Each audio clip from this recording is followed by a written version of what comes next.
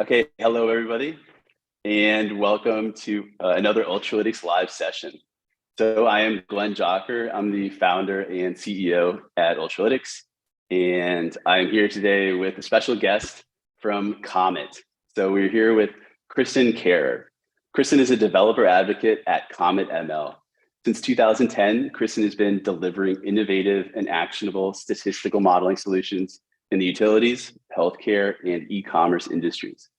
Kristen has a LinkedIn top voice, data science analytics in 2018. Previously, Kristen was a data science instructor at UC Berkeley. Also, founder of Data Moves Me, LLC.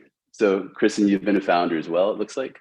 And she holds a MS in Applied Statistics from Worcester Polytechnic Institute and a Bachelor of Science in Mathematics. Okay, so welcome, Kristen. Super happy to be here. Great. So to give a bit of background, these live sessions are something that we started just a few months ago here at Ultralytics. So we engage a lot with the community, mostly on GitHub. So we're most famously known for our YOLO models, mostly YOLOv5, but now also YOLOv8. And we have a lot of conversations there with users, but we hadn't been focusing too much on sort of creating tutorial videos and maybe interviewing with some of the awesome partners that we have for YOLO. And these are amazing tools like Comet ML that you can use to log your training results right from YOLO. So when you started training, you can see things like loss curves and analytics. You can see information about your model, and you can see it all in one place. So it helps you stay organized, and it keeps track of everything that you're doing. So let's see, to give a bit of background about logging and my adventures in experiment logging. So when I first got into AI, I didn't really have a great idea of what I was doing. It was more of sort of like a passion hobby that I was getting into. I was really curious, and I wanted to know if I built models different ways, or if I changed, say, loss functions, how that would affect the final result. And of course, I wanted to tune these so I could get a better result. And once I started piling up a lot of experiments, it became kind of complicated to track my results. So I started using a spreadsheet, and I had this Google sheet that I just kept in a tab. And every time I'd run an experiment, make a few notes. And when the training finished, I'd look at it and sort of like type that into my spreadsheet.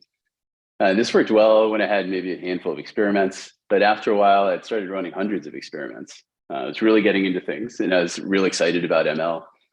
And it became really complicated to track everything. It was a big mess. And if I wanted to go back in time, see what I'd done, eventually the complication of everything caught up to me. And that's when I discovered logging tools. So there's a whole world of awesome tools that you can use that in many cases automatically sync up with popular frameworks like PyTorch, Lightning, and YOLOv5, and now YOLOv8. And these will automatically log everything to the tool. They have nice online dashboards, so you never lose your work. And if you're like me and you're pretty disorganized, then it really helps out a lot. So Kristen, why don't you tell us a little bit about your background, how you got into AI, and maybe if we're lucky, you can show us a demo for how Comet ML works and how it integrates with YOLO. Oh, yes, sure. And so I also totally identify with your experiment logging experience so I started building statistical models in 2004 when I started my first time at my master's degree. And it's funny because it's a master's in science, but nothing about the way that we were tracking models was scientific. And I was just like copying and pasting the model a million times. And that was how I kept track of it. And, you know, I don't think that the tools were around at the time, but, you know, it was very clear that it wasn't a great process. And so I guess a little bit about myself. So I've been a data scientist since 2010. I absolutely love data. I started out in the utility industry, and then I spent a little time in healthcare doing things like motivating people to get their colorectal cancer screening and doing the analysis around that. And then I spent 5 years in e-commerce and absolutely loved that, working on like website optimization, product analysis. And then I went out on my own. 2019, I worked for myself completely, and then COVID hit. And I was still working for myself, but then when I learned that developer advocacy was a thing, I absolutely wanted to seek it out. And Comet had a solution that like I could clearly see that it was a solution to a problem that I had experience with. And so here I am.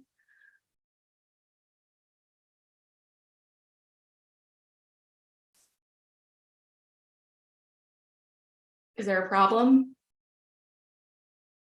Oh no, you're muted.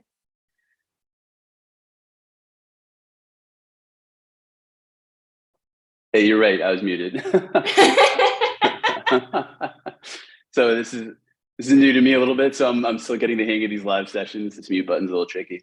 It's a lot. It's a lot, actually, trying to manage the comments and the live show itself. It's a lot.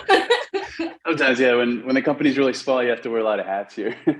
Yeah. So, but I also got started listening to your story. It's kind of reminiscent. So about 4 years ago, also in 2019, I was also by myself. So Ultralytics was a one-man show at that point in time. I originally started Ultralytics to do particle physics, and I did a few interesting programs with the government, with some intelligence agencies in Washington, but those ended really poorly. And so they shut those down and sort of cast free. But I'd started learning about AI as part of those programs. And I was using AI for the data analysis in anti-neutrino experiments. So I wanted to know where particles were coming from and what their energies were. And it turns out that those fall neatly into regression and classification tasks that ML models are really suited for. So I attacked the problem with those two. And what I did didn't work at all because I was working with simulated data to train my models. And so I discovered that real world data is better if you can get it. And it turns out that the vision space has a lot of real world data. And so it seemed like a natural transition. And this is when I really started about 4 years ago, just there by myself, sort of as a hobby. It piqued my interest. And I noticed a lot of the cool things that were going on. It seemed to be a space where you could really have an impact and where your work could really be broadly adopted, and a place where you could sort of be have an outsized impact too. So big companies are involved in ML, like Google, Amazon, Apple, obviously, small startups. But I think here in this space, even individual researchers can have their own impact, and that really appealed to me. And so a lot of the work that I've done with YOLO and with the models that we make is making them like simple to use, but also really small. So you don't need a lot of resources. So if you just got a regular laptop, you can train a model on a small data set. And that makes me really happy. That means that like everybody can get into it. And it's something that that even like kids in school, like freshmen in high school, can just dive into and get started with. When I was in high school, like this didn't really exist. Like the whole ML space was sort of in a textbook, but it wasn't really out here in the real world as we're starting to see today. So it's an exciting sector, and it's really exciting how startups are coming up like Comet and how they're starting to work together, like the partnership that we have here to log your results automatically. So Kristen, you said you may have a demo here, a live demo. It's always risky, but I think I'm a bit of a risk taker. So I think it might be cool if you can show it. I'm a risk taker myself. Yeah. All right.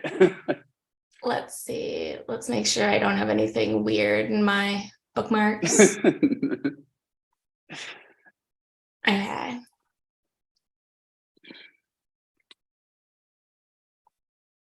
Okay, so we made it really easy to log to Comet when you started training. For the most part, it should happen automatically.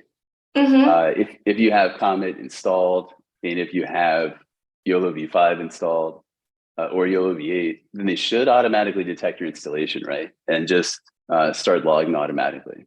Yeah. So, I mean, if you pip install Comet and import it, it's literally you use, one function, the experiment function, and you pass it your API key and, the name of the project, and you're going to get a ton of stuff out of the box. So these are, you can see my screen, right?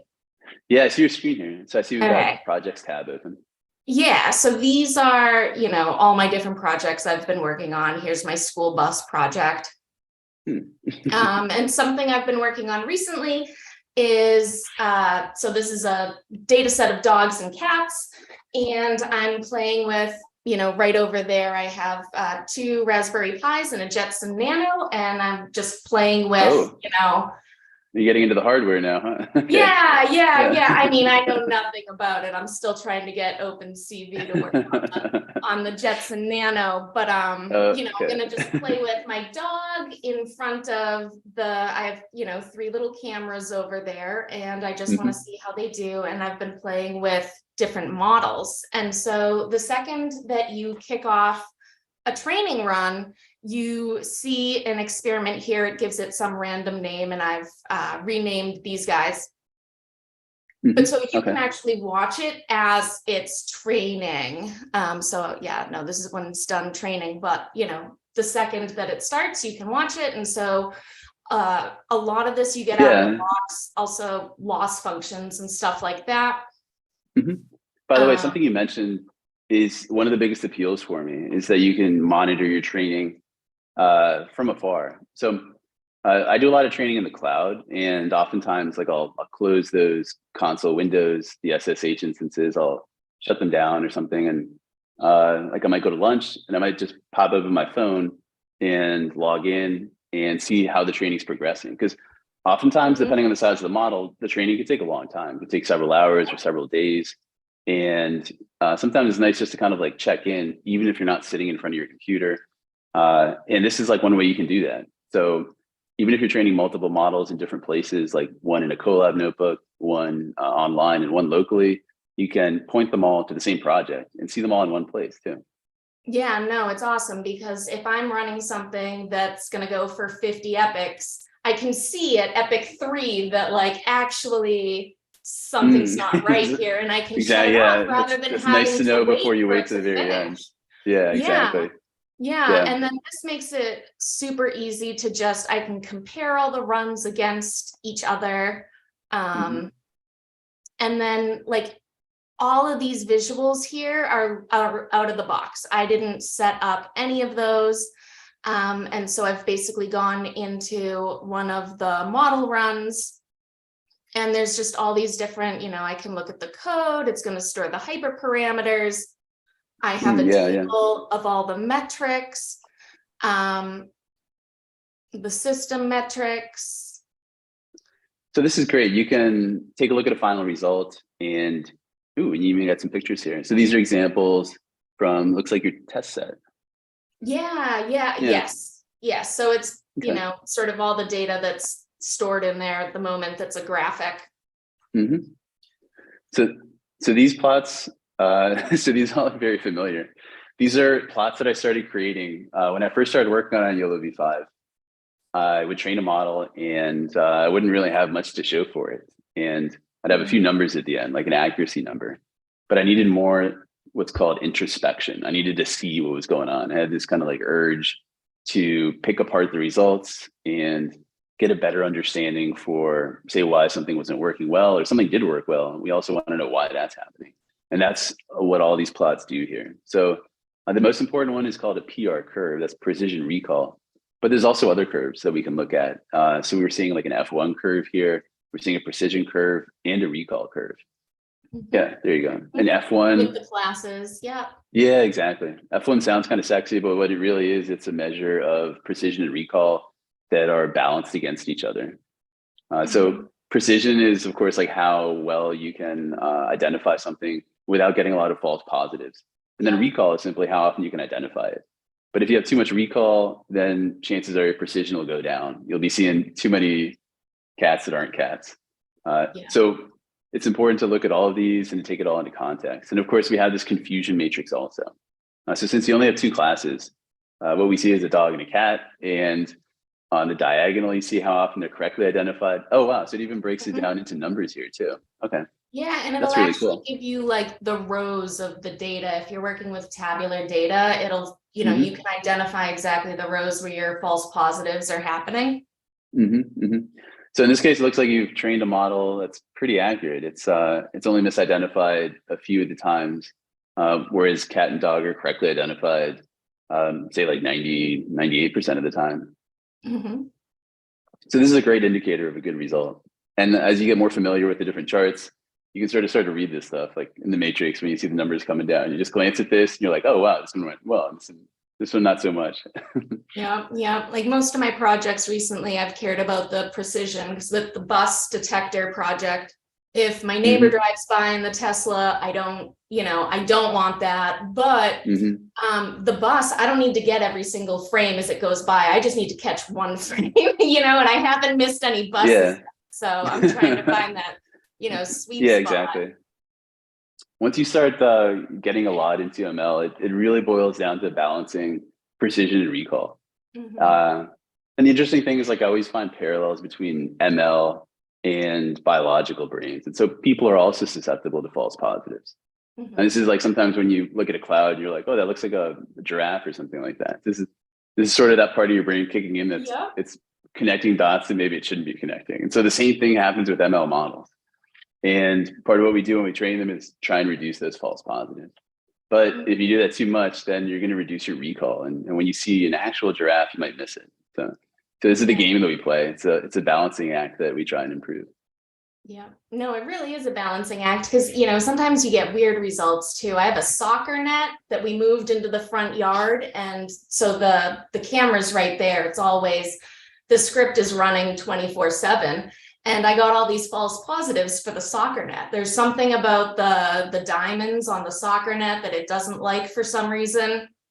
And it's always, you never know exactly what you're going to get until you actually try it out. But oftentimes, or actually all the time, what you want is sort of an iterative approach.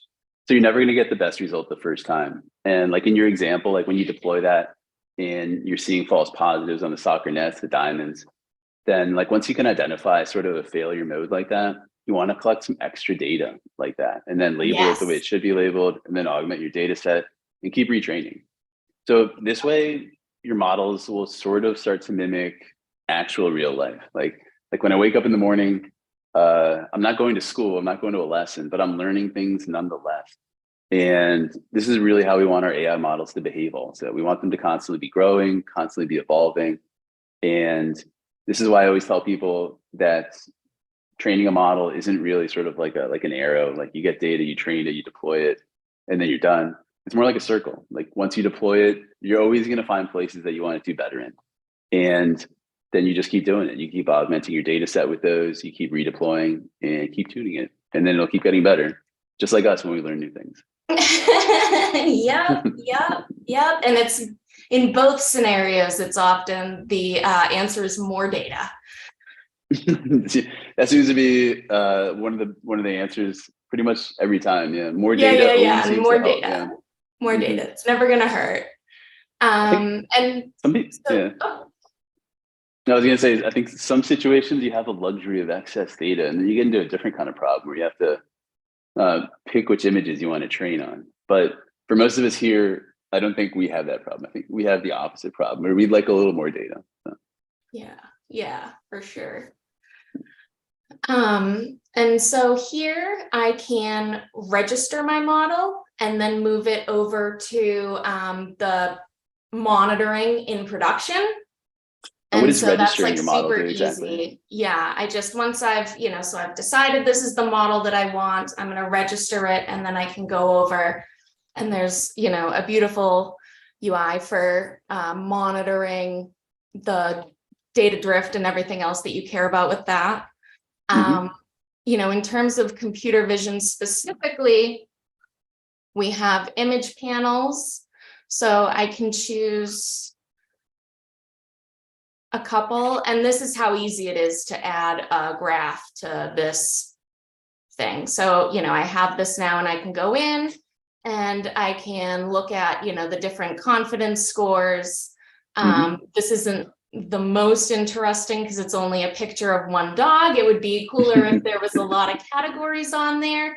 But, this has just made it so much easier for me to be able to, track my training runs and check out what's going on with my data, also too, if we're talking about data. So the Kangas library that a couple people from Comet recently put out makes it so that you're basically setting up a data grid of your images, and then it's really easy to like sort your images by confidence and look at, exactly what we were talking about in terms of, you look at those images and it's like, hey, why is the confidence low? What's going on here that's weird? What kind of data should I be adding to my training so that my model performs better? But so, that's an open source library. So definitely check that out if you haven't. And it's called Kangas? How do you spell that? Kangas, yeah. Yep, like kangaroo. Okay, great. Yeah, you mentioned an interesting point. So in this iterative cycle that ideally you should have, a big point is identifying weak spots. And a lot of that comes through like introspection of validation results. And this has also been a recurring theme I've been hearing in my conversations.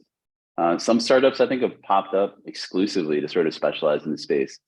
But this is also a bit of a weak point in YOLO. We get a lot of user questions about that, like things like, I'd like to see my worst performing images, or I'd like to see images that, like for example, features that aren't performing well, like, or classes of images. Like for example, maybe dark images have lower map. And right now that's hard to tell. Yeah. What we offer. Yeah, exactly. That's what this helps you get at. You look at all of a sudden the ones at the bottom are all dark and you're like, okay, this is where my problem is. So it's very cool. Yeah. That's very powerful then. When I used to do modeling and simulation, we had this saying that controllability is dependent on observability. So if you can't observe something, you can't fix it or make it better. So figuring out which areas to improve on, which are the edge cases, that's just as important as going out and collecting more of those and retraining. Yeah, it's a chain, and if any link is weak, then the chain is going to be weak. Yeah, and if you can find a library or something like Comet that's going to help you get at these, because back in the day, we were making all these plots to be able to compare these things. Like we were making plots of precision and recall, and now we don't have to do that. And, we have open source libraries where we can, say, here are my images. Let me know, aggregate them all for me and show me the ones that are performing poorly. Yeah. What a world, what a time to be alive, Yeah, and absolutely. I always look back. There's not much to look back on since I've only been here for a few years in the space, but I can look back and see tremendous change just in like the last 3 or 4 years. So I'm always kind of interested to see what the next 3 or 4 years are going to hold.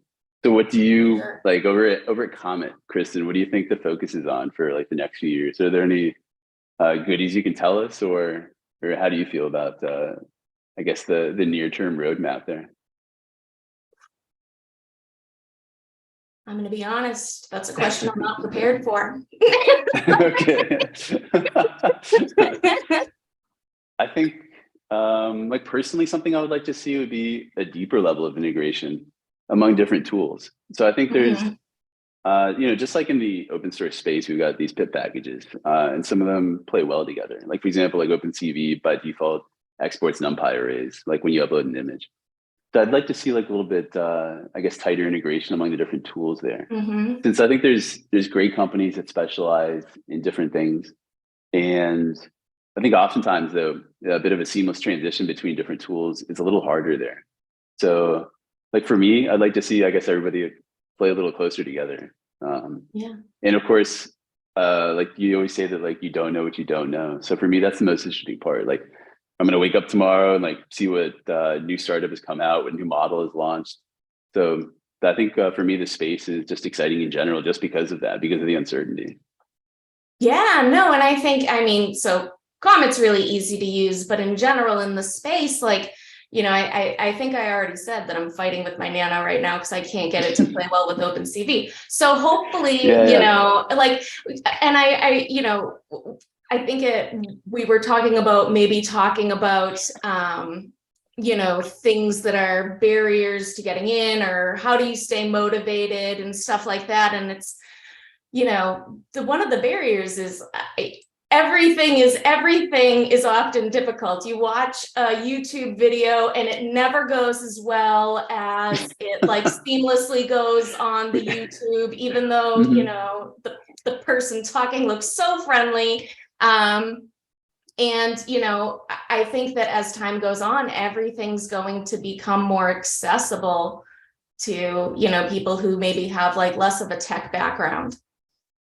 Yeah, I hope so. That's my hope also. I was kind of inspired by when Jobs talked about the iPhone. He said it just works, and that's how I'd like YOLO models to be also.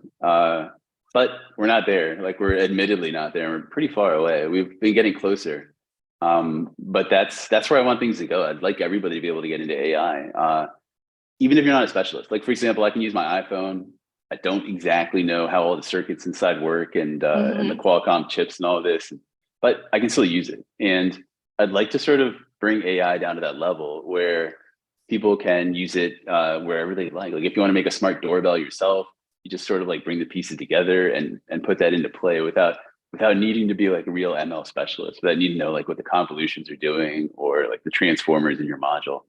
I think this is a direction like I'd like to see things go, because of course, then as you kind of make tools more accessible and simpler to use, people are just naturally going to build more cool things with them. And that's the most exciting part for me, is just seeing what people do with the tools that we offer them.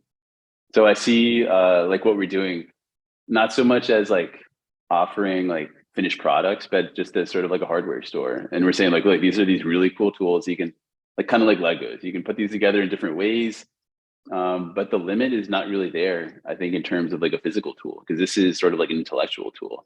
And if it gets smarter, then there's no saying what we might be able to put together with it. So I think the potential and the possibilities there always really excite me.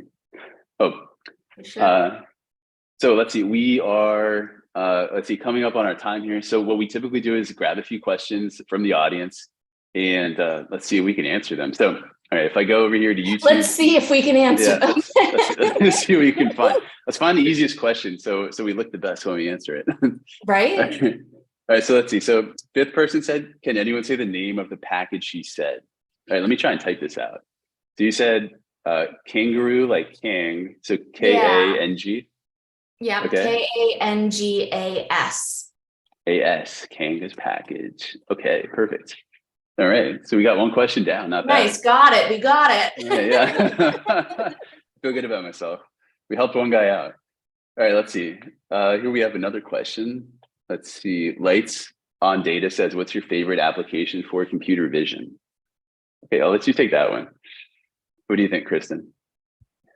I mean, so I think there's probably way more important things in the space, but for me personally, right, like I spend probably $7 a month to run my bus detector, and it literally makes my life easier. I absolutely, if it goes down, I have problems.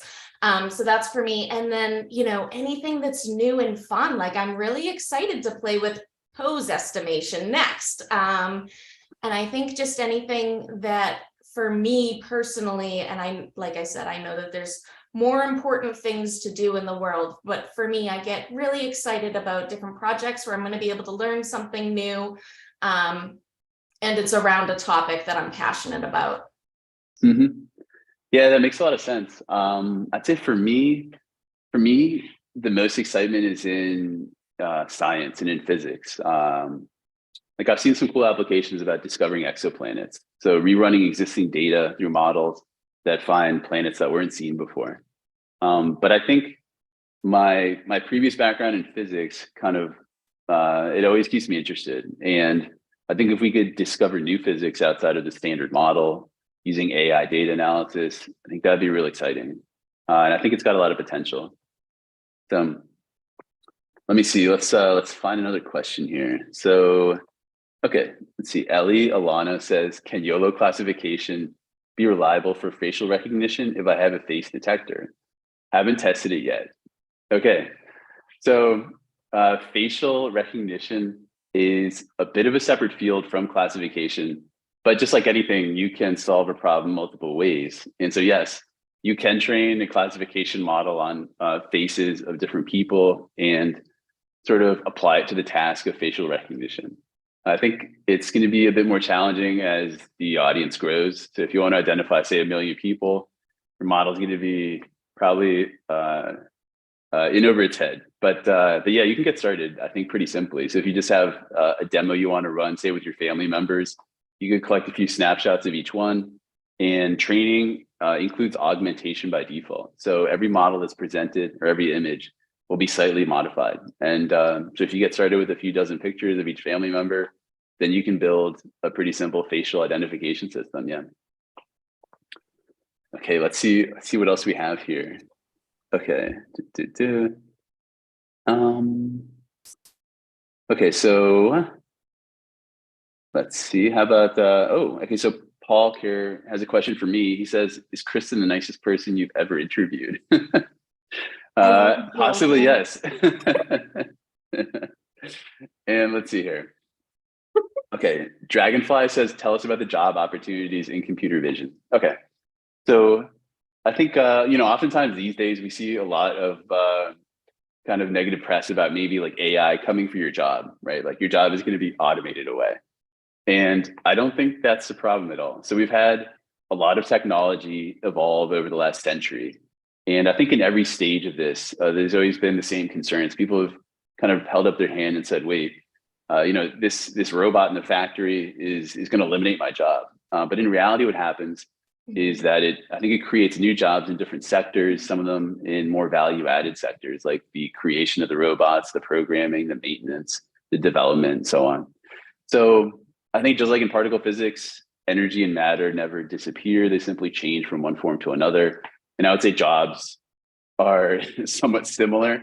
I don't think AI is really going to eliminate jobs. I think it's going to transition jobs into possibly, like higher paying and more complex jobs. So the job opportunities, I think, are expanding and always changing as the technology changes. So, I couldn't mention specifics here, but we do have a few open positions at Ultralytics. And I'm sure like a few other companies as well. I think the economy's been in a bit of a downturn the last year, but I think it's going to bottom out and start to recover this year. So over the long term, things always improve. And I'd keep your head up and stay optimistic about job opportunities. I, by myself, by the way, didn't go to school for AI. So the other thing I like about it is that you don't really need an educational background in the field. I think GitHub in particular has made it so that an individual can display their talents out there in public, and that could serve as good as or better than a traditional educational diploma. So. I think that coding is like the most important skill ever. It like gives you a level of freedom. If you want to start a business and you can code, like that's so relevant and useful. And same if you want to get into AI, like if you can code, it's a lot easier to start to jump over and learn machine learning than if you can't. That's something I feel pretty passionate about. Yeah, no, absolutely. You're right. I started coding primarily in MATLAB, like when I was in university in the US. And I did that for like quite a while until I got into Python. But it was a pretty easy transition. And I've loved Python ever since. So. Mm-hmm. All right, let's see. Let's try for like one or two more questions here. So, my goodness. Okay, let's see here. Okay. So RG says, do you think that AI will replace humans? In the near term, no. So I think maybe the Hollywood AI is different than the real world AI that you typically see. So from the outside, it may seem like there's a lot of rapid progress and interesting things are happening, and the world might just kind of like tip in one direction any day now. But once you start to really dig into the AI models, what they're capable of and what their limitations are, I think what you see is that this sort of singularity point that some people talk about is in the distant future, and maybe not in our lifetimes. So I think in the short term, AI models are helping us. I think they're playing important roles. I think they're making our lives better. And I think that's a trend that we're going to see in the short to medium term here. Yeah, we're going to have really smart homes. I think that'll come first, right? Yeah, absolutely. Actually, every time I get to my house here, I got this strange lock and I can never figure out how to put the key in. I really wish I just had a lock that would just recognize me and open the door automatically. So I think if we have any spare capacity, we might start working on that next after YOLO. Okay, let's see. So Jason Rauch says, can you talk about making an output of a result from a camera? Okay.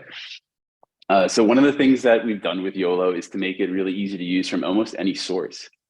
So you can run inference from a variety of different sources just out of the box. These can be things like a YouTube video, a streaming source, a local webcam, a video, a picture, a directory of images, just so many things. So to run inference on a video, you literally just point YOLO to it. You say YOLO predict source equals your video, and results will be passed back in a results object. And we've got great docs about how you can handle those results. There's almost unlimited things you can do at that point. The results include the video itself, the detections in the video, like where the objects are, their classes, their names. So everything that you need to build cool solutions is all right there. Okay. And let's see here. So I guess one last comment from Arjumania again. Says I'm asking because I know a lot of people that are afraid of AI. I think the best way to get over fear is to indulge in it. So I'd tell your friends basically to sit down with a few AI models, run them, and I think they'll lose all their fear. I think they might get a little bit interested, but also you start to really see the limitations. And of course, this is why the field is so exciting, because it's not a solved problem by any means of the imagination. We have a lot of work to do just to catch up with sort of just not just human intelligence, but like basically animal intelligence. Like the most advanced models that we have for object detection right now, they get about 60% accuracy or less. So doesn't sound so great, but that's the most advanced we can do right now. And there's people all around the world working on improving that. So the scary AI that you see, it's mostly in Hollywood scripts.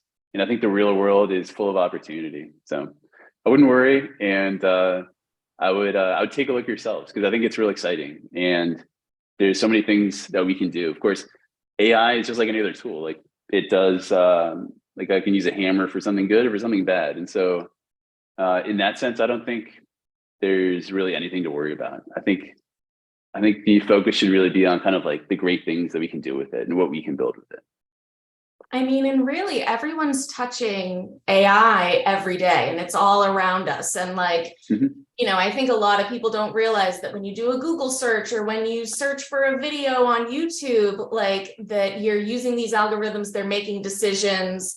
And that, you know, it's sort of, it's becoming really part of our lives. And, you know, there's cooler, you know, sexier things going on, but really we're always touching it. Yeah, absolutely. And sometimes we use it in ways that we don't even realize. Like for example, on my iPhone, the camera roll is searchable. So I can say, type in dogs, and it'll show me all the cool pictures of dogs that I've taken in the past. And that's super useful. So if we didn't have that technology, it'd be really hard for me to search all these thousands of images and figure the one I want. So there's kind of small ways in our everyday lives that AI is starting to play a role that sometimes aren't visible. So it's always the small things. It's the details that matter. So, okay, I'll wrap this up then. So Kristen, thanks a lot for joining us. Thanks a lot for that cool demo. And to all the people tuned in, thanks for listening. And of course, if you have any more questions for Kristen or myself, leave them here or feel free to get in touch with us through Comet or through Ultralytics and our GitHub repositories. So thanks a lot and everybody take care. Awesome. Bye, Kristen. Bye.